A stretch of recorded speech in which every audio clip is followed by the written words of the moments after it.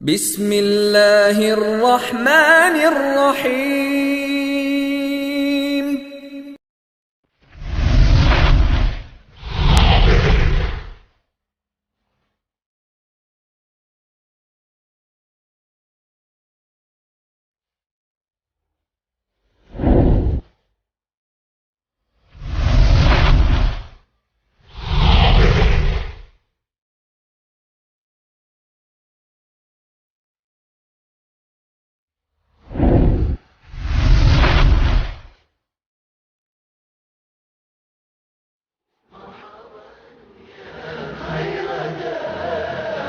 طلع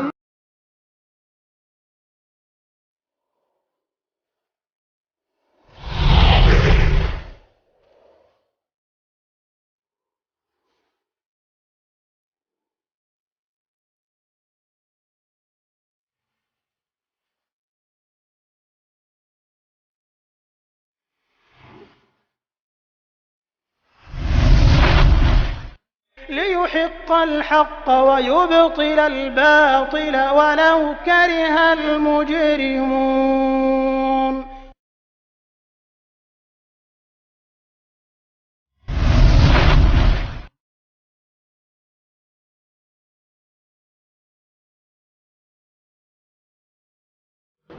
السلام عليكم ورحمة الله وبركاته. إن الحمد لله نحمده ونستعينه ونستغفره ونعوذ بالله من شرور أنفسنا ومن سيئات أعمالنا، من يهده الله فلا مضل له ومن يضلل فلا هادي له، وأشهد أن لا إله إلا الله وحده لا شريك له، وأشهد أن محمدا عبده ورسوله. يا أيها الذين آمنوا اتقوا الله حق تقاته ولا تموتن إلا وأنتم مسلمون. يا أيها الناس اتقوا ربكم الذي خلقكم من نفس واحدة وخلق منها زوجها وبث منهما رجالا كثيرا ونساء، واتقوا الله الذي تساءلون به والأرحام إن الله كان عليكم رقيبا. يا أيها الذين آمنوا اتقوا الله وقولوا قولا سديدا يصلح لكم أعمالكم ويغفر لكم ذنوبكم، ومن يطع الله ورسوله فقد فاز فوزا عظيما. أما بعد، فإن خير الحديث كتاب الله، وخير الهدي هدي محمد صلى الله عليه وسلم، وشر الأمور محدثاتها، وكل محدثة بدعة، وكل بدعة ضلالة، وكل ضلالة في النار۔ اللہ تبارک و تعالیٰ کا بے انتہا شکر و احسان ہے کہ جس کی توفیق اور مدد سے دروس سیرت کا ہمارا یہ مبارک سلسلہ کامیابی کے ساتھ آگے بڑھ رہا ہے۔ کل کے درس میں ہم نے غزوہ بدر کی تفصیلات سنی تھیں اور بتایا گیا تھا کہ غزوہ بدر میں قلت تعداد کے باوجود، ہتھیار کی کمی کے باوجود مسلمانوں کو اللہ تبارک و تعالیٰ نے فتح نصیب کی اور مشرکین بدترین شکست سے دوچار ہوئے۔ ایک ایسی شکست، ایک ایسی ہار کہ جس نے مشرکین کے سر غرور کو کچل کے رکھ دیا، اور قرآن مجید کے الفاظ میں یہ دن ایک تاریخی دن بن گیا جب قرآن مجید اس دن کو یوم الفرقان سے تعبیر کرتا ہے کہ بدر کا دن ایک ایسا دن تھا جب حق و باطل کے درمیان فیصلہ کن معرکہ ہوا، جب حق کو اللہ تبارک و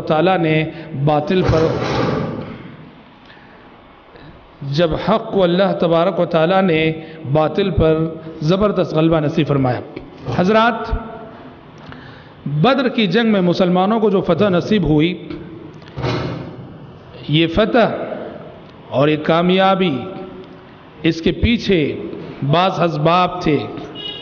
جنگ بدر میں اللہ تبارک و تعالیٰ کی مدد کئی طریقوں سے آئی، چونکہ مسلمان ایمان میں، یقین میں، توکل میں جتنے سپاہی تھے، جتنے مجاہد تھے، ایک سے ایک اعلیٰ درجے کے ایمان کے حامل تھے۔ اور اللہ تعالیٰ کی نصرت تبھی آتی ہے کہ جب امت مسلمہ کے افراد صحیح عقیدے، اللہ سے مضبوط تعلق، اللہ پر مضبوط ایمان، اللہ پر توکل اور اللہ پر یقین رکھیں تو اللہ تبارک و تعالیٰ کی مدد آتی ہے۔ یہ ساری ہی صفات ان صحابہ میں موجود تھیں جو صحابہ کے بدر کے معرکے میں نبی کریم صلی اللہ علیہ وسلم کے ساتھ شریک تھے۔ تو اللہ تعالیٰ کی مدد آئی اصل میں، اور اسی مدد کے نتیجے میں فتح نصیب ہوئی۔ مدد کن صورتوں میں آئی؟ دیکھیے، مدد کی ایک شکل یہ تھی کہ اللہ تعالیٰ نے جنگ سے قبل، جنگ کے دن سے پہلے والی جو رات تھی، اس رات اللہ تعالیٰ نے بارش نازل فرمائی، بارش نازل فرمائی، اور اس بارش سے مسلمانوں کو یہ قلبی راحت، ایک اطمینان، ایک چین، ایک سکون نصیب ہوا۔ اور عام طور پر بھی آپ دیکھتے ہیں کہ جب بارش ہوتی ہے، بارش کے بعد انسان اپنی طبیعت میں ایک ٹھہراؤ محسوس کرتا ہے، چین محسوس کرتا ہے، بارش کے بعد اطمینان محسوس کرتا ہے بارش کے بعد۔ لیکن یہ بارش جو بدر کی رات ہوئی تھی، یہ بارش اللہ کی مدد کے طور پر بدری صحابہ ہی کے لیے نازل ہوئی تھی، جس سے مسلمانوں کو بڑا چین، بڑا سکون اور بڑا اطمینان اور ایک روحانی تسکین حاصل ہوئی۔ ان کے دلوں کی ڈھارس بندائی اس بارش نے۔ یہ اللہ تبارک و تعالیٰ کی جانب سے مدد تھی۔ اور اس لیے بھی کہ مشرکین مکہ جو ہے پانی سے قریب تھے جنگ بدر میں، اور مسلمان پانی سے بہت دور تھے، تو مسلمانوں کے دلوں میں طرح طرح کے وسوسے تھے کہ ہم پاکی کیسے حاصل کریں گے؟ اگر کوئی بھی جنابت لاحق ہو گئی، ناپاک ہو گئے، پانی ہم سے دور ہے، پانی سے ہم دور ہیں، پاکی کیسے حاصل کریں گے؟ اللہ تبارک و تعالیٰ نے یہ سارے وسوسے وہ بارش نازل کر کے صحابہ کے دلوں سے دور کر دیے۔ پہلی مدد آسمان سے ہونے والی بارش کی شکل میں، اللہ تعالیٰ کی جانب سے مدد دوسری شکل میں یوں آئی کہ عین جنگ سے قبل، جنگ شروع ہونے سے قبل حضرات صحابہ کرام رضوان اللہ علیہ مجمعین پہ نیند طاری ہو گئی، اونگ طاری ہو گئی۔ جنگ کے لیے کھڑے ہیں اور سب پہ اونگ طاری ہے، سب کی تھوڑیاں جا کر ان کے سینوں سے لگی ہوئی ہیں۔ حتیٰ کہ بعض صحابہ کہتے ہیں تلواریں ہم ہاتھوں میں پکڑے ہوئے ہیں اور تلواریں ہمارے ہاتھوں سے چھوٹ چھوٹ کر گر رہی ہیں۔ اللہ اکبر۔ اور اس نیند کی وجہ سے اور اس اونگ کی وجہ سے بھی ایک قلبی اطمینان، ایک چین، ایک سکون اور ایک طرح کی ثابت قدمی مسلمانوں کو نصیب ہوئی۔ اللہ تعالیٰ نے فرمایا سورہ انفال میں اِذْ يُغَشِّيكُمُ النُّعَاسَ أَمَنَةً مِّنْهُ وَيُنَزِّلُ عَلَيْكُم مِّنَ السَّمَاءِ مَاءً لِيُطَهِّرَكُم بِهِ وَيُذْهِبَ عَنْكُمْ رِجْزَ الشَّيْطَانِ وَلِيَرْبِطَ عَلَى قُلُوبِكُمْ وَيُثَبِّتَ بِهِ الْأَقْدَامَ۔ اس آیت کے اندر اللہ تعالیٰ نے نصرت و مدد کی ان دونوں اسباب کا ذکر فرمایا ہے کہ وہ جو بارش ہوئی تھی اور وہ جو اونگ اور نیند تم پر طاری ہوئی تھی، یہ اللہ تبارک و تعالیٰ کی جانب سے ایک مدد تھی، ایک تائید تھی اللہ کی جانب سے۔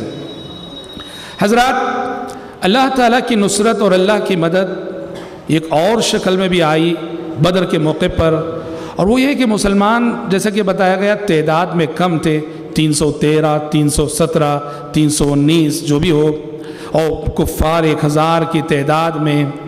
تو اللہ تبارک و تعالیٰ نے کافروں کے دل میں رعب ڈالنے کے لیے اللہ نے یہ کیا کہ کافر جب مسلمانوں کو دیکھتے تھے تو مسلمانوں کی تعداد دگنی نظر آتی تھی، مسلمانوں کی تعداد ڈبل نظر آتی تھی۔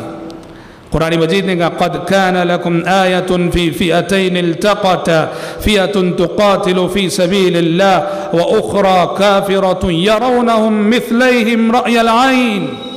اپنی آنکھوں کے سامنے مسلمان ہیں 313 کی تعداد میں، لیکن یہ کافر دیکھ رہے ہیں، انہیں یوں نظر آ رہے ہیں جیسے یہ 313 کی فوج نہیں، جیسے یہ 650 کی فوج ہو۔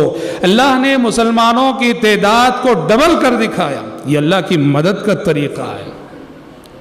اور یاد رکھنا یہ سب مدد، یہ نصرت، یہ تائید ایسا نہیں کہ صرف صحابہ کے ساتھ، نہیں، اس جیسا ایمان پیش کرو، اس جیسا یقین پیش کرو، اور جیسے صحابہ کا توکل تھا ویسا توکل پیدا کرو، اور آج بھی اللہ کی مدد اور اللہ کی نصرت کے ایسے کرشمے دیکھ سکتے ہو. یہی وجہ ہے اللہ نے اس آیت کو ختم کیا اس بات پر واللہ یؤید بنصرہ من یشاء واللہ یؤید بنصرہ من یشاء.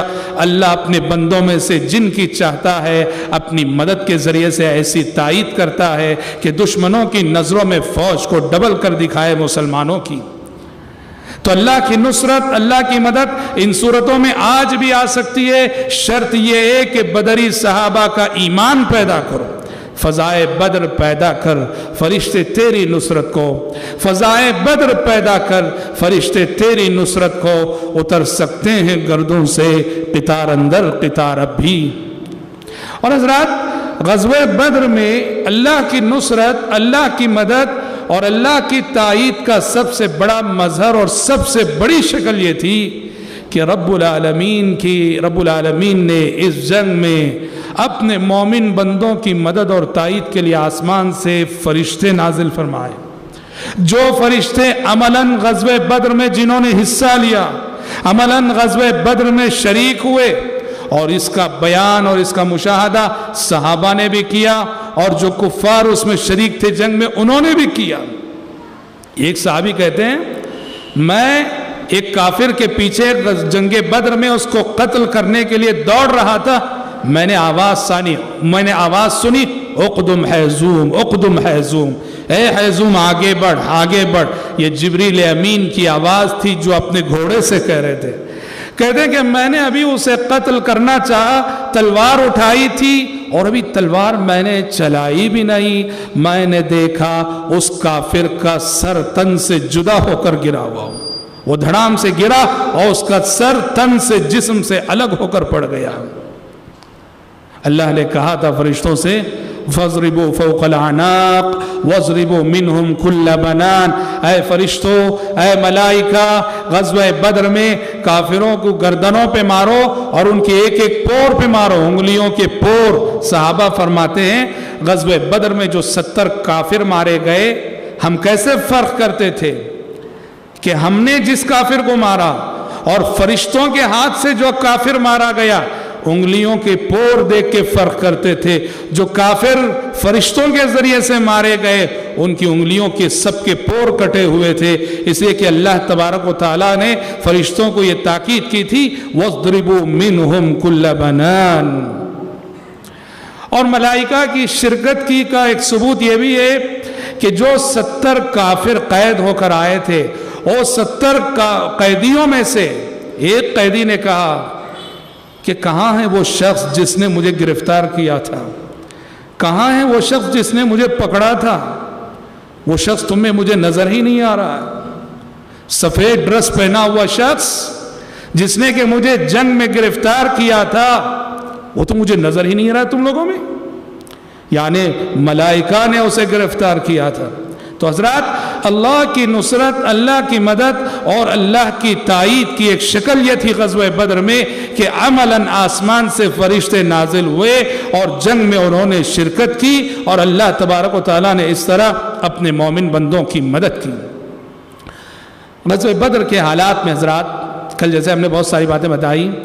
غزوہ جب ختم ہوا جنگ جب ختم ہوئی پیارے نبی صلی اللہ علیہ وسلم نے مشرکین کی 70 لاشیں 70 کافر مارے گئے. ان 70 کو بھی ایک گڑھا تھا جسے قلیب بدر کہا جاتا ہے ان کو قلیب بدر میں ڈال دیا دفن کر دیا اور دفن کرنے کے بعد ایک ایک کافر کا نام لے کر. اور ہم آپ کو بتا دیں یہ 70 کافر جو مارے گئے تھے سب کے سب سردار قسم کے تھے لیڈر قسم کے تھے. پیارے نبی نے ایک ایک کا نام لے کر خطاب کیا میدان جنگ میں.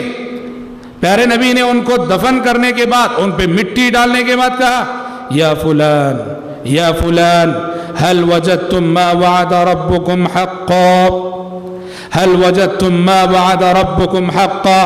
کہا کہ اے فلان اے ابو جہل بن ہشام اے فلان اے نضر بن حارث اللہ تعالیٰ نے تم سے جن باتوں کا وعدہ کیا تھا اب تم اس عالم سے نکل کر اس عالم برزخ میں جا چکے ہو. بتاؤ اللہ کے وعدوں کو تم نے سچا پایا کہ نہیں, اللہ کے وعدوں کو تم نے برحق پایا کہ نہیں. عمر بن خطاب بازو کھڑے رہے. عمر بن خطاب رضی اللہ عنہ نے کہا اے اللہ کے نبی کیا آپ ایسے جسموں سے خطاب کر رہے ہیں جن کے اندر روح نہیں ہے؟ ایسے جسموں سے خطاب کر رہے ہیں جن کے اندر روح نہیں ہے؟ تب پیارے نبی نے فرمایا کہ عمر اس وقت وہ میری گفتگو کو تم سے بہتر سن رہے ہیں. تو ہمارا ایمان ہے اللہ اگر سنانا چاہے ابو جہل بھی سنتا ہے, نضر بن حارث بھی سنتا ہے, اللہ اگر سنانا چاہے. ورنہ تو اصل قاعدہ یہ انک لا تسمع الموتى, کوئی مردوں کو سنا نہیں سکتا, وہ مردہ ولی ہو, بزرگ ہو, صالح ہو, متقی ہو, اور سنانے والا نبی کیوں نہ ہو. قرآن کہتا ہے انک لا تسمع الموتى, اے پیغمبر آپ مردوں کو اپنی آواز نہیں سنا سکتے, اپنی پکار نہیں ان تک پہنچا سکتے, اپنی آواز ان تک نہیں. رب العالمین سلام بھیجتے ہو, وہ رب العالمین پہنچاتا ہے, وہ ڈائریکٹ کوئی سنا نہیں سکتا مردوں کو. انک لا تسمع الموتى ولا تسمع الصم الدعاء اذا ولوا مدبرين. حضرات مسلمان غزوہ بدر کی فتح کی مسرتیں لے کر, غزوہ بدر کی فتح کی خوشیاں لے کر خوشی خوشی مدینہ لوٹے. ایک طرف سارے مدینے میں خوشی کا ماحول ہے, مسلمانوں کا قافلہ پیارے نبی کی قیادت میں, پیارے نبی کی کمانڈنگ میں مدینے میں داخل ہو رہا ہے. اور کیسے داخل ہو رہا ہے؟ اللہ اکبر, خوشی کا سماں ہے کہ آج اللہ نے شرک کو ذلیل کیا, کفر کو ذلیل کیا, مسلمانوں کو فتح نصیب کی. لیکن حضرات خوشی کے ساتھ دنیا میں ہزاروں غم بھی ہوتے ہیں. جہاں بجتی ہے شہنائی وہاں ماتم بھی ہوتے ہیں, جیسے شاعر نے کہا. اللہ اکبر, پیارے نبی غزوہ بدر کی جیت کی خوشخبری لے کر مدینے میں داخل ہو رہے ہیں, اور پیارے نبی کے داماد عثمان بن عفان رضی اللہ عنہ نبی کی بیٹی حضرت رقیہ کو دفن کر کے بقیع سے واپس آ رہے ہیں. اللہ اکبر. پیارے نبی جب بدر کے لیے نکلے تھے آپ کی بیٹی رقیہ بیمار تھیں, اور اللہ کا کرنا ایسا ہوا کہ پیارے نبی کے واپس آنے تک وہ انتقال کر گئیں. پیارے نبی بدر سے واپس ہو کے مدینے میں داخل ہو رہے, اور آپ کے داماد عثمان بن عفان رضی اللہ عنہ اپنی بیوی اور نبی کی لخت جگر نبی کی بیٹی کی تدفین سے فارغ ہو کر, کفن دفن سے فارغ ہو کر وہ بقیع سے تشریف لا رہے ہیں. غور فرماؤ, پیارے نبی اپنی بیٹی کی وفات میں حاضر نہ رہ سکے, اپنی بیٹی کی تدفین میں حاضر نہ رہ سکے. یاد رکھنا, جو لوگ دین کے لیے اپنی زندگیاں وقف کرتے ہیں, جو لوگ دین کے لیے اپنی زندگیاں لگاتے ہیں, جو دین کی خدمت کرنا چاہتے ہیں, انہیں بھی قربانی دینی پڑتی ہے, اور ان کی فیملی کو بھی قربانی دینی پڑتی ہے. ورنہ دین کا کام ہونے والا نہیں. اللہ اکبر, گھر کی خوشیاں رہیں گی, دین کا خادم موجود نہیں رہے گا. گھر کے غم رہیں گے, دین کا خادم موجود نہیں رہے گا. اللہ دین کا کام ایسی قربانیوں سے ہی جو انجام پاتا ہے. اور یہ رب العالمین کا امتحان ہے کہ بندہ میرے لیے کیا کچھ کر سکتا ہے, میرے لیے کن کن چیزوں کی قربانی دے سکتا ہے. یہ رب العالمین دیکھنا چاہتا ہے, وہ دیکھتا ہے. اللہ اکبر. پیارے نبی اپنی بیٹی, اپنی لخت جگر رقیہ رضی اللہ عنہا کی وفات اور ان کی تدفین کے وقت حاضر نہ تھے. اور اس سے یہ بھی پتا چلا کہ زندگی میں, مومن کی زندگی میں اللہ تعالیٰ مومن کو اگر ایک طرف سے کہیں سے ٹینشن آ رہا ہے, رنج مل رہا ہے, غم مل رہا ہے, تو رب العالمین دوسری جانب سے مومن کو خوشیاں بھی دیتا ہے, مسرتیں بھی دیتا ہے. بس یہ ہے اللہ کے قانون کو, اللہ کی سنت کو سمجھنے کی ضرورت ہے. حضرات غزوہ بدر کا یہ معرکہ, تاریخی معرکہ, اور سبحان اللہ جن صحابہ نے اس غزوے میں شرکت کی, جن صحابہ نے اس غزوے میں شرکت کی, وہ اللہ کی نظروں میں بڑی فضیلت والے ٹھہرے. حضرات وہ صحابہ جو بدر میں شریک رہے, اللہ تبارک و تعالیٰ نے انہیں یہ اعزاز عطا کیا کہ بدر کی جنگ جب ختم ہوئی تو اللہ تبارک و تعالیٰ نے نبی کے بدری صحابہ کو جھانک کر دیکھا آسمان سے, اور مخاطب ہو کے فرمایا کہ اعملوا ما شئتم فقد غفرت لکم. اے میرے نبی کے بدری ساتھیوں, اے میرے نبی کے وہ صحابہ, جنہوں نے بدر کے معرکے میں میرے پیغمبر کا ساتھ دیا، یہ بشارت سن لو، بدر میں میرے نبی میرے پیغمبر کا ساتھ دے کر تم نے اتنی بڑی نیکی کر لی ہے کہ باقی زندگی جو کرنا ہے کر گزرو، میں نے تمہارے حق میں بخشش لکھ دی ہے، جنت واجب ہو چکی ہے۔ اللہ اکبر۔ اسی لیے جب صحابہ میں فضیلت کی ترتیب کی بات آتی ہے تو اہل علم کہتے ہیں صحابہ میں سب سے افضل ابو بکر کے بعد باقی تینوں خلفاء کے بعد عشرہ مبشرہ میں سے مزید 6 صحابی، اور عشرہ مبشرہ کے بعد انہی بدری صحابہ کا مقام آتا ہے جن سے اللہ تعالیٰ نے کہا تھا اعملوا ما شئتم فقد غفرت لكم۔ حضرات، جنگ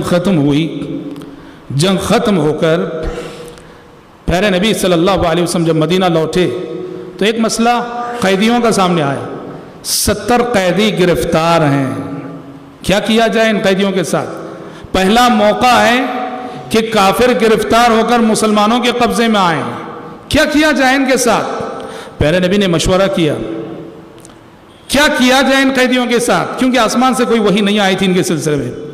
ابو بکر صدیق رضی اللہ عنہ نے مشورہ دیا کہ اللہ کے نبی، میرا مشورہ یہ ہے کہ ان قیدیوں سے فدیہ لے لیا جائے، پیسہ لے لیا جائے، جرمانے کے طور فدیہ کے طور پر لے کر ان کو چھوڑ دیا جائے۔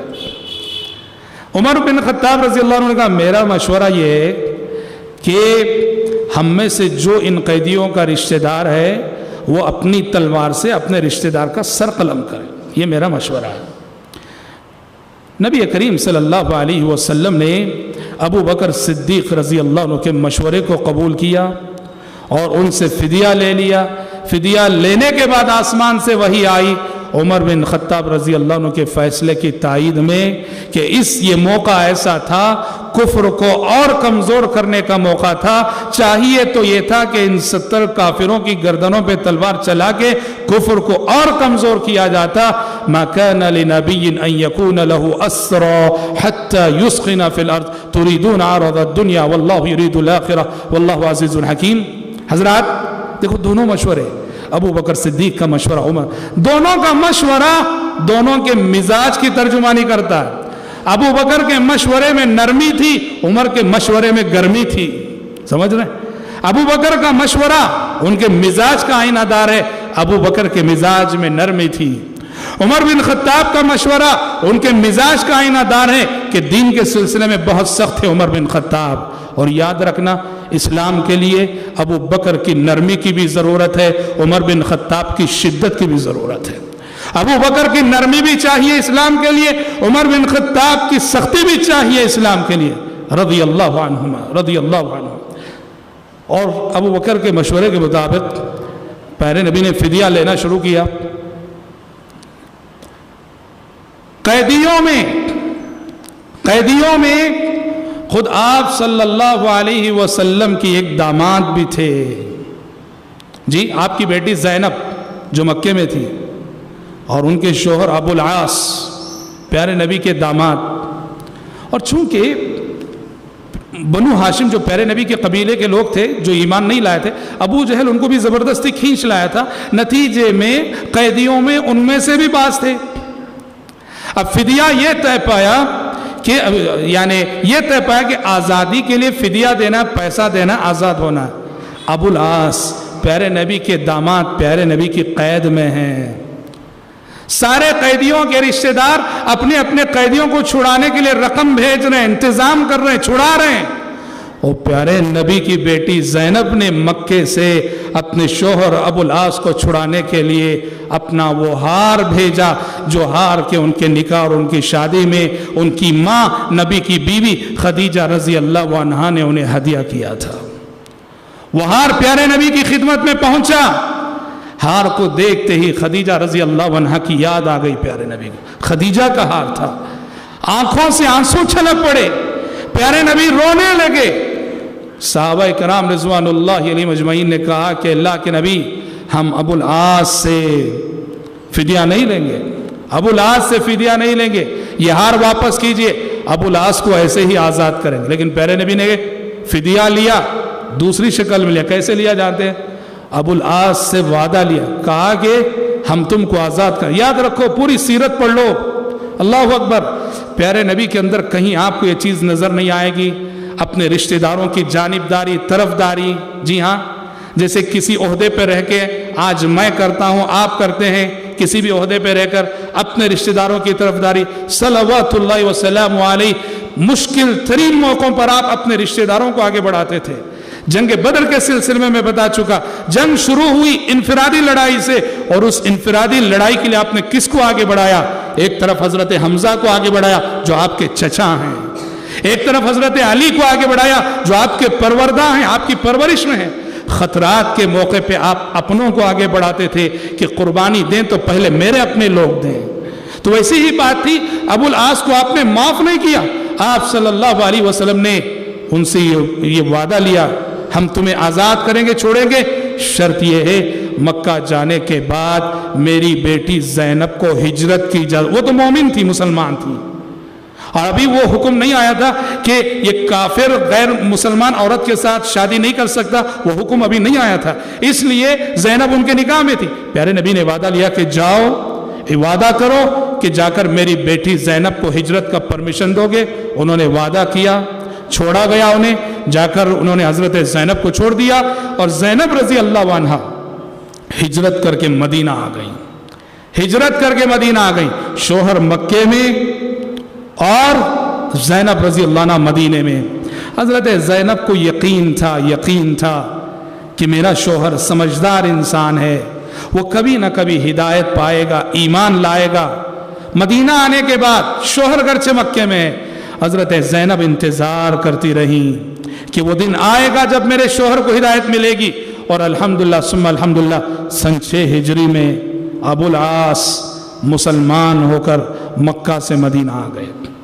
مکہ سے مدینہ آ گئے, اور پیارے نبی نے اپنی بیٹی زینب کو سابقہ اور پرانے نکاح کے تحت ابو العاص کے نکاح میں لوٹا دیا رضی اللہ عنہ وارضاہ. یہ آج کل یہ مسئلہ کیوں بتا رہا ہوں میں, ہوتا ہے ہمارے جو ریورٹس برادرز ہوتے ہیں, سسٹرز ہوتے ہیں, میاں بیوی کے مسئلے میں کوئی پہلے مسلمان ہو جاتا ہے اور دوسرا جو ہے شوہر بیوی مسلمان ہو گئی اور شوہر مسلمان نہیں ہوا. انتظار کر سکتی ہو, لمبی مدت بھی ہو, کوئی بات نہیں. پرانے اور سابقہ نکاح کے تحت انہیں ایک ساتھ رکھا جا سکتا ہے. نیا نکاح کرنے کی جو بات کی جاتی ہے وہ مسئلہ حدیث کی روح سے درست نہیں ہے. سابقہ نکاح کے تحت انہیں رکھا جا سکتا ہے. یہی وجہ آپ دیکھیں گے وہ صحابہ جو میاں بیوی تھے اور مسلمان ہوئے, ان کے نکاح جو ہے حالت کفر میں ہوئے تھے, ان کے اپنے پرانے مذہب کے مطابق ہوئے تھے. جب وہ مسلمان ہوتے تھے پیارے نبی ان کا نیا نکاح نہیں کرتے تھے, نیا نکاح نہیں پڑھاتے تھے, سابقہ نکاح کے تحت انہیں رشتے زوجیت میں باقی رکھتے تھے صلوات اللہ وسلم علیہ. حضرات یہ کچھ تفصیلات تھیں جو غزوہ بدر سے متعلق تھیں. چونکہ ہمارے پاس وقت کم ہے, مدنی زندگی کی بڑی تفصیلات ہیں, تو باقی وقت میں انشاءاللہ تعالی آج کے درس میں اس موضوع پر روشنی ڈالنا چاہوں گا کہ فی الجملہ جیسے ہم نے کل گفتگو کی, جنگ یہ ہر قوم کی تاریخ میں, ہر قوم کی تاریخ جنگوں سے وابستہ ہے, سمجھ رہے ہیں. چونکہ پیارے نبی نے جنگ کی اپنے دشمنوں سے, اس وجہ سے کوئی بدر, احد, خندق, فتح مکہ کی وجہ سے پیارے نبی کو نعوذ باللہ ثم نعوذ باللہ دہشت گردی کا الزام نہیں دے سکتا, اسلام کو دہشت گردی کا الزام نہیں دے سکتا, قرآن کو دہشت گردی کی کتاب نہیں کہہ سکتا. اس لیے کہ کل ہم نے بتایا دنیا کی کون سی قوم ہے جس کی تاریخ جنگوں سے وابستہ نہ ہو. کل ہم نے مثال دی, یہ ہندو قوم, ان کی جو مذہبی کتابیں رامائن مہابھارت کیا جنگیں ہی تو ہیں, جنگیں. دنیا کی ہر زندہ قوم کی تاریخ جنگوں سے وابستہ ہے, اور ہر قوم کا حق بنتا ہے اپنی جان, اپنی عزت, اپنی آبرو کی دفاع اور ڈیفنس کے لیے وہ فوج, وہ قوت اور ہتھیار رکھ سکتی ہے. یہی وجہ آج دنیا کا ہر ملک ہتھیار رکھتا ہے, فوج رکھتا ہے, سب کچھ رکھتا ہے. سوال یہ ہے جو اصل پیارے نبی کا جو کمال, پیارے نبی کی جو خوبی تھی, پیارے نبی نے جنگوں میں جو اخلاقی تعلیمات پیش کی ہیں, میدان جنگ میں آپ انسانی تاریخ کا مطالعہ کر لو, اور آج بھی آپ دیکھیں گے امن امن امن کا نعرہ لگانے والے لوگ جب میدان جنگ میں اترتے ہیں انسانی خون سے کیسی ہولی کھیلتے ہیں. دنیا کا سپر پاور امریکہ کو دیکھو جو پیس پیس پیس کے نعرے لگاتے ہوئے تھکتا نہیں، اس نے جو ہے نعوذ باللہ افغانستان سے لے کر عراق تک کتنے مسلمانوں کا خون کیا، کتنی مائیں بیوہ ہوئی، کتنے بچے یتیم ہوئے، کتنے وعدے توڑے گئے، کتنے عہد و پیمان کو اس نے پامال کیا۔ قربان جائیے محمد عربی صلی اللہ علیہ وسلم کی جنگوں پر۔ یہ نبی کی جنگیں ہیں کہ آپ نے جنگوں کے اندر جن اخلاق کا ثبوت پیش کیا۔ ہمارا چیلنج ہے پوری انسانی تاریخ سے، پوری انسانی تاریخ سے محمد عربی صلی اللہ علیہ وسلم نے اپنی جنگوں میں جس انسانیت نوازی کا سلوک اور جن اخلاق عالیہ کا ثبوت پیش کیا ہے، انسانی تاریخ کی کسی جنگ میں ایسی مثالیں آپ نہیں دکھا سکتے۔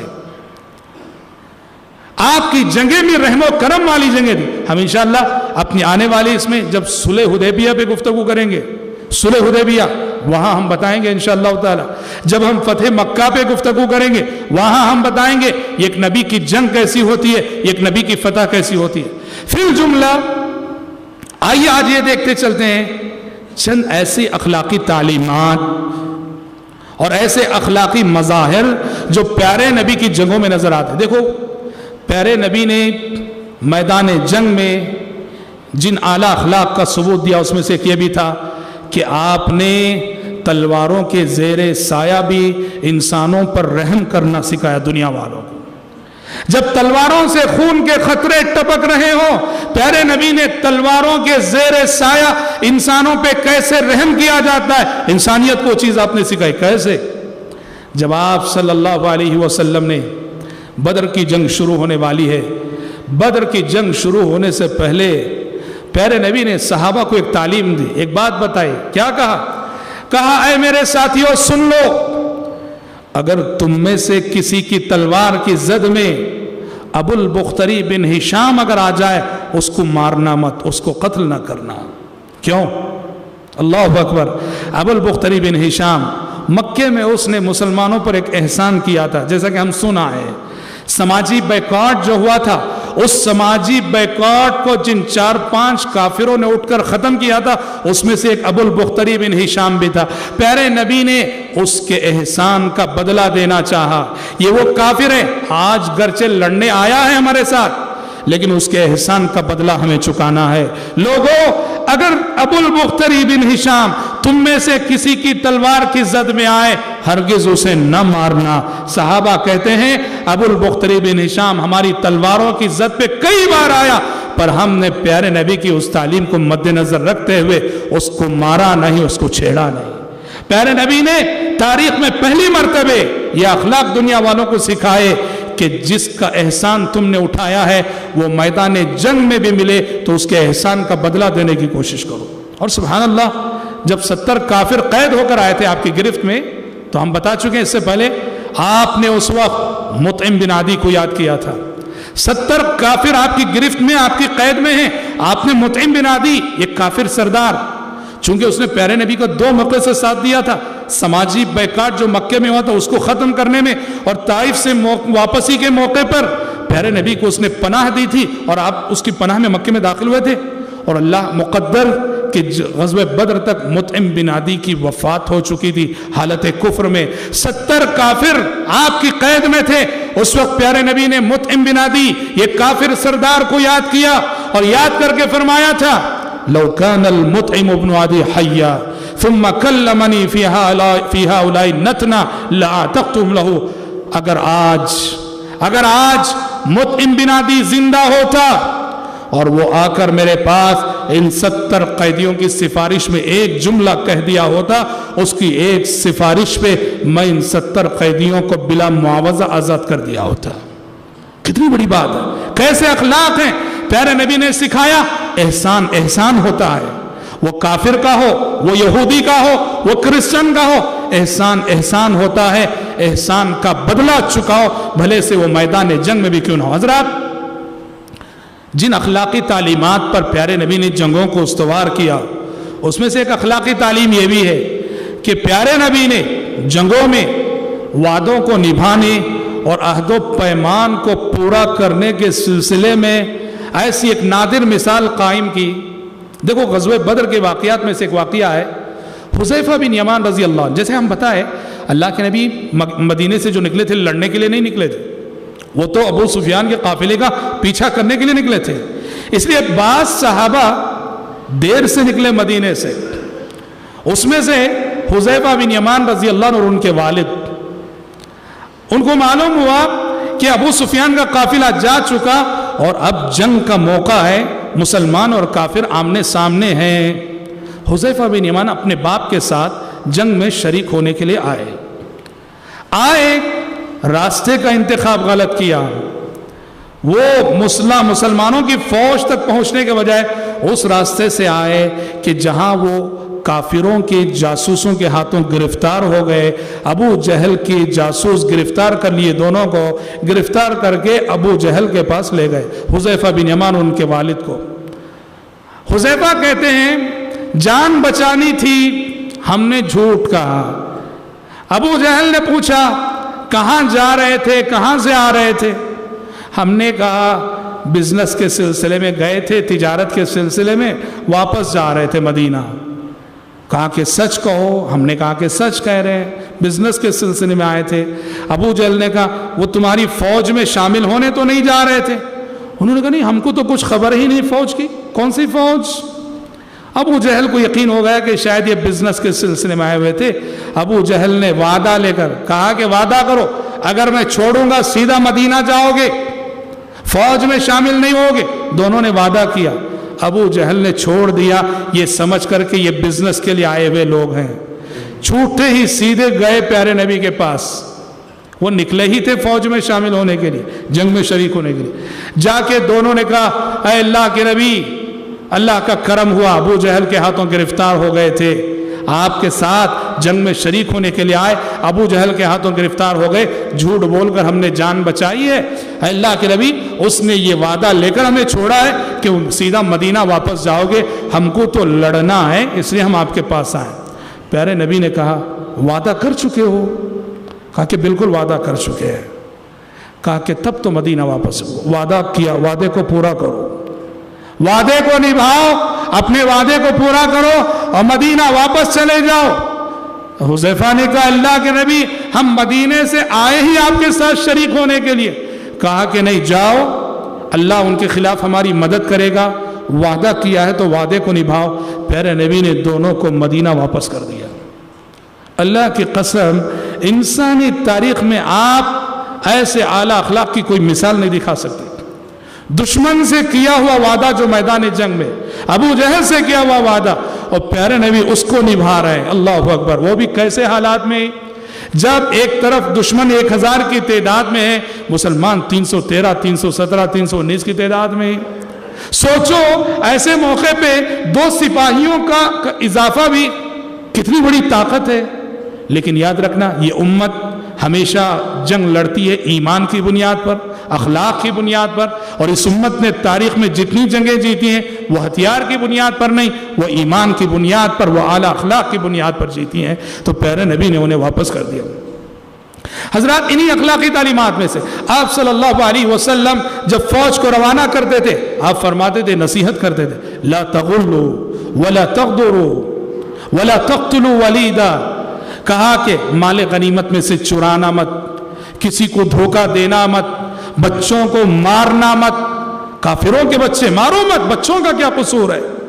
اور خصوصاً پیارے نبی کی یہ تعلیم تھی، آپ اپنے سپاہیوں کو نصیحت کرتے تھے کہ کافروں کی، مشرکوں کی عورتوں پہ کبھی حملہ نہ کرنا، عورتوں پہ حملہ نہ کرنا. ابو داؤد کی روایت ہے ایک جنگ میں آپ نے دیکھا ایک کافر عورت کو مارا گیا ہے، یہ کافر عورت کو مارا گیا ہے.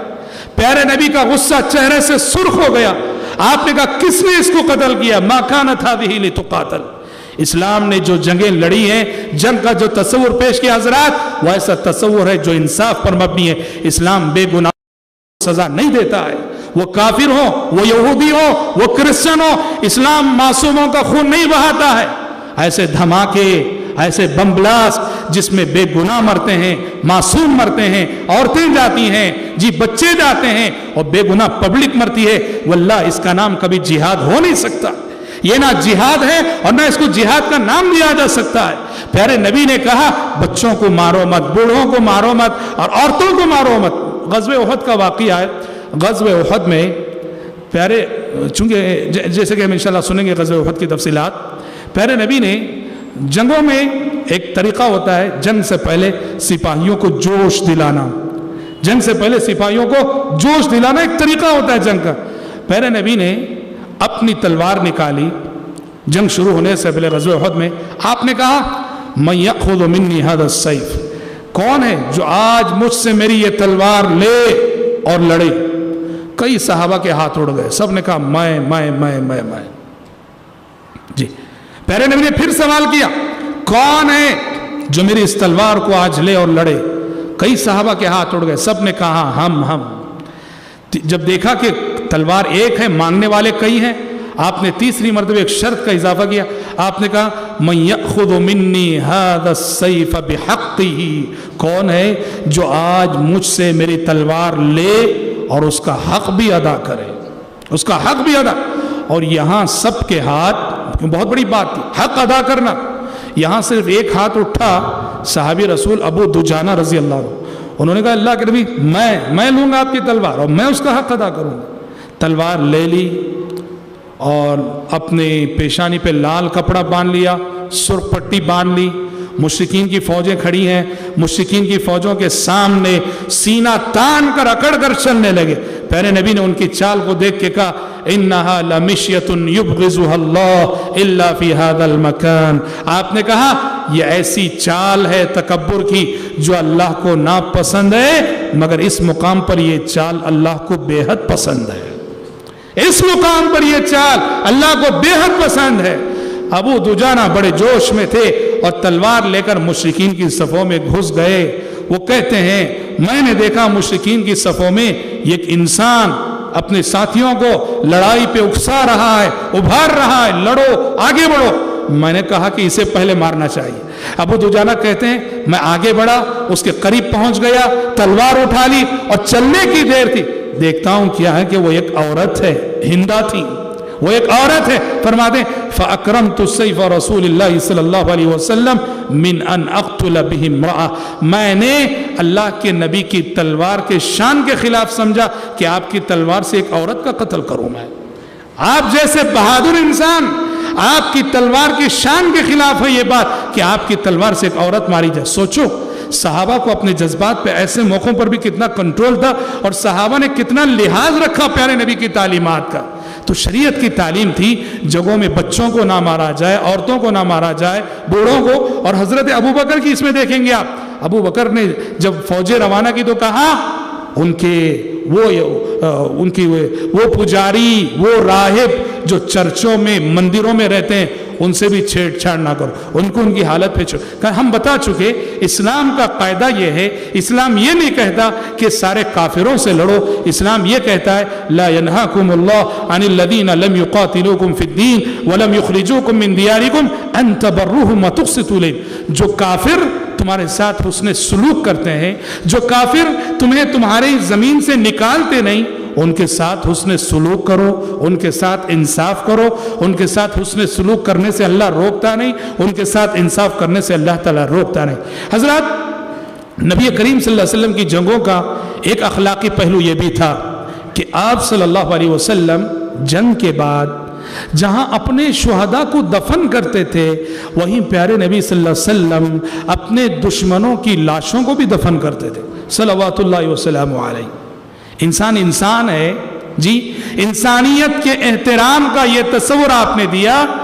آپ دیکھو دنیا کی جنگوں کی تاریخ پڑھو، جنگ عظیم اول دوم کی ہسٹری پڑھیے، اللہ اکبر، لاکھوں انسانی جانیں بے گور و کفن پڑی رہی، چیلیں انہیں نوچ کھاتی رہی، درندے انہیں پھاڑ کھاتے رہے، ایسے ہی جو ہے سڑ سڑ کر جو لاشیں ختم ہوئی۔ دنیا کے ملکوں نے اپنے فوجیوں کو دفن نہ کیا، اللہ اکبر۔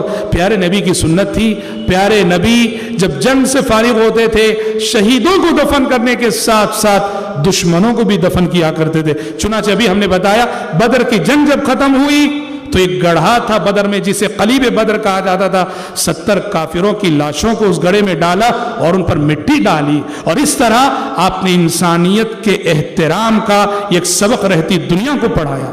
حضرات، پیارے نبی کے جنگوں میں جو اخلاقی پہلو تھے اس میں سے ایک پہلو یہ بھی، عرب کی روایت تھی، عربوں کا طریقہ تھا کہ عرب جنگوں میں مسلح کرتے تھے۔ مسلح کسے بولتے ہیں؟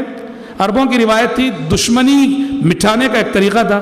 جب جنگ میں دشمن کو مار دیتے، دشمن کو مارنے کے بعد اس کی آنکھیں نکالتے تھے، اس کے کان کاٹتے تھے، اس کی ناک کاٹتے تھے، اس کے دانت نکالتے تاکہ بھیانک چہرہ ہو جائے، اور اس کو رسوا کر کے خوش ہوتے تھے۔ اسے بولتے ہیں مسلح کرنا۔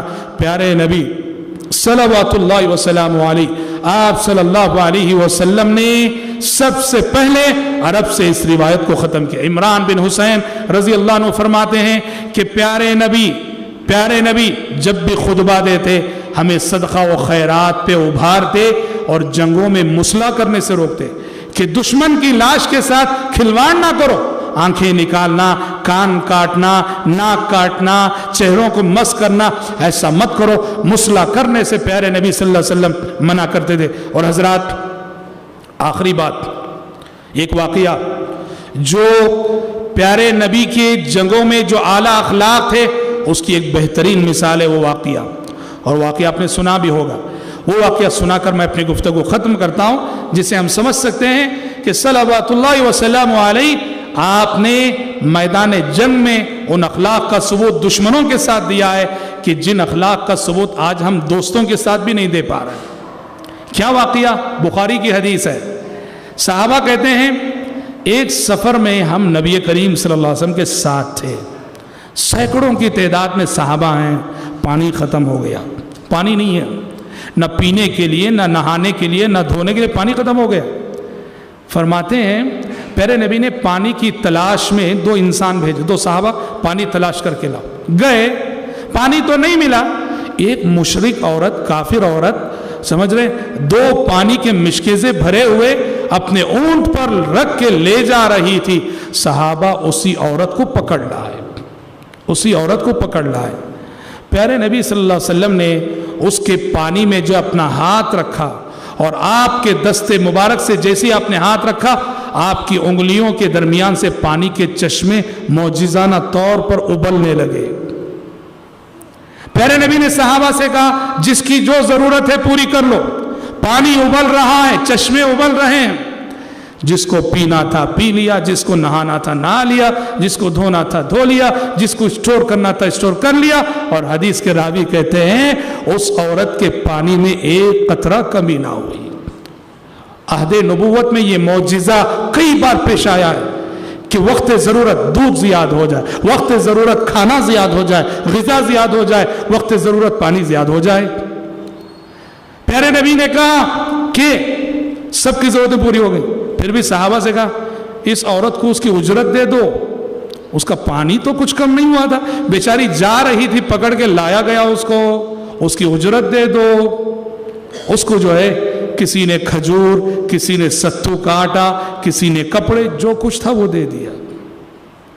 وہ عورت بہت خوش ہوئی، ایک تو مفت پانی بھی بچا، پانی بھی سالم، اور مفت میں اتنی بھاری اجرت مل گئی۔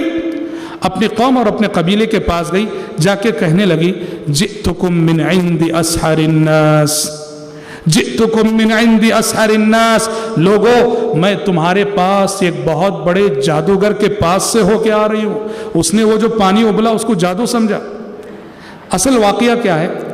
اس واقعے کے بعد حدیث کے راوی کہتے ہیں پیارے نبی صلی اللہ علیہ وسلم جب بھی فوجیں روانہ کرتے تھے، جب بھی فوجیں روانہ کرتے تھے، فوج کے کمانڈر کو یہ نصیحت کرتے کہ دیکھو وہ عورت جس کے پانی سے ہم نے ایک مرتبہ فائدہ اٹھایا ہے اس کی بستی پہ حملہ نہ کرنا، جس کے پانی سے دیکھو اس کو تو اس کی اجرت اسی وقت دے دی گئی۔ قربان جائیے ان اخلاق پر، کہا کہ جس کے پانی سے ہم نے ایک مرتبہ فائدہ اٹھایا۔ کیسی پاکیزہ تعلیمات ہیں کہ پانی کا احسان بے احسان ہوتا، اس احسان کو بھی نہ بھلاؤ۔ کہا کہ اس عورت کی بستی اور قبیلے پہ حملہ نہ کرنا۔ اب مسلمانوں کی فوجیں چاروں طرف حملے کر رہی ہیں، مسلمانوں کے حملوں سے اگر کوئی بستی کوئی قبیلہ محفوظ ہے یہی ایک بستی یہی ایک قبیلہ. وہ عورت سمجھ گئی. اس نے کہا کہ گویا محمد صلی اللہ علیہ وسلم وہ جو پانی سے فائدہ اٹھائے اس احسان کا بدلہ اس شکل میں دے رہے ہیں. چاروں طرف حملے ہو رہے ہیں اور کوئی بستی ان کے حملوں سے محفوظ ہے تو ہماری بستی. اس نے اپنے قبیلے والوں سے جمع کیا. جمع کر کے کہا لوگوں محمد کا دین کتنا اچھا ہے, محمد کی تعلیمات کتنی اچھی ہیں, تم دیکھ رہے ہو چاروں طرف حملے ہو رہے ہیں, ایک ہمارا قبیلہ ہے, ایک ہماری بستی ہے جو مسلمانوں کے حملوں سے محفوظ ہے. کیوں جانتے ہو؟ انہوں نے جو ایک مرتبہ ہمارے پانی سے فائدہ اٹھا لیا تھا. کہا کہ اس کا بدلہ ایسا دے رہے ہیں. کہا کہ لوگوں اگر محمد کا دین اتنا ہی اچھا ہے کیا یہ اچھا ہوگا کہ ہم سب اس دین کو قبول کر لیں؟ سارا کا سارا قبیلہ مسلمان ہو گیا. سارا کا سارا قبیلہ مسلمان ہو گیا. بخاری کی حدیث ہے. واللہ اسلام انہی اخلاق سے پھیلا ہے. اسلام تلوار سے نہیں پھیلا ہے جیسے دنیا بتاتی ہے. اسلام انہی اخلاق سے پھیلا ہے. حضرات پیارے نبی نے جسموں کو فتح نہیں کیا, پیارے نبی نے دلوں کو فتح کیا. دل فتح کیا آپ صلی اللہ علیہ وسلم نے. اور جب دل فتح ہو تو زمین بھی فتح ہو جاتی ہے, ملک بھی فتح ہو جاتے ہیں. اور دل جیتے جاتے ہیں ہتھیار سے نہیں, دل جیتے جاتے ہیں اخلاق سے, دل جیتے جاتے ہیں کیریکٹر سے. تو حضرات یہ میں اس موضوع پر میں نے تفصیل سے اس لیے روشنی ڈالی ہے کہ آج جہاد کا بہت غلط تصور لوگوں کے ذہنوں میں پایا جاتا ہے. جہاد کے حوالے سے بعض اوقات ہمارے نوجوان بھی غلط سلط حرکتیں کر بیٹھتے ہیں یا دنیا بھی ناحق اسلام کو الزام دیتی ہے. ہرگز نہیں. نبی کریم صلی اللہ علیہ وسلم کی ساری جنگیں انصاف پر قائم تھیں, اعلیٰ اخلاق پر قائم تھیں, انسانیت کے احترام اور انسانیت نوازی پر قائم تھیں. آج ہم اپنی گفتگو کو یہی روکتے ہیں, یہی ختم کرتے ہیں. انشاءاللہ تعالی آگے کے حالات جو مدنی زندگی کے ہیں وہ کل کے درس میں سنیں گے. رب العالمین سے دعا ہے کہ اللہ تعالی ہم سب کو, آپ سب کو اس بات کی توفیق عطا فرمائے کہ ہم اپنی عملی زندگیوں کو سیرت نبوی کے سانچے میں ڈھال سکیں. اللہم آمین. وآخر دعوانا ان الحمد للہ رب العالمین.